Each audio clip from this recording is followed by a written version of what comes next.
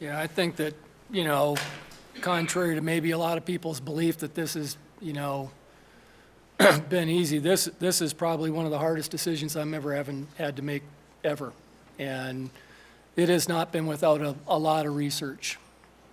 And I think, Walter, your points were well taken. Sean, your points were well taken. I think everybody's had said points.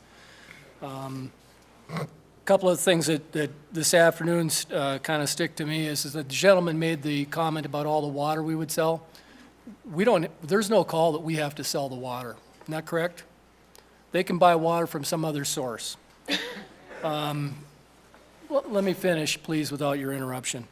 In terms of the assertion that we could go to New York and check and see what they're doing in New York, totally different geologic structure. It doesn't even pertain to close what we're doing here.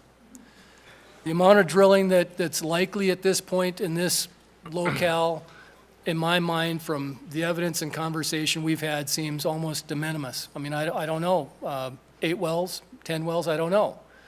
But the point is that the rules that we enact today, if it becomes intrusive, can be amended. We're not making laws that will never, you can't change.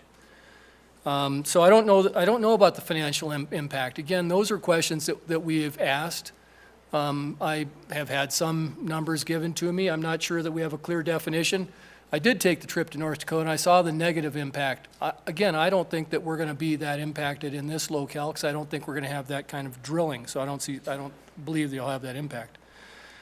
I got to be honest and really say I don't trust the hyperbole coming from the non-fracking people. On the other side, I trust big oil less. I mean, it's a real problem for me.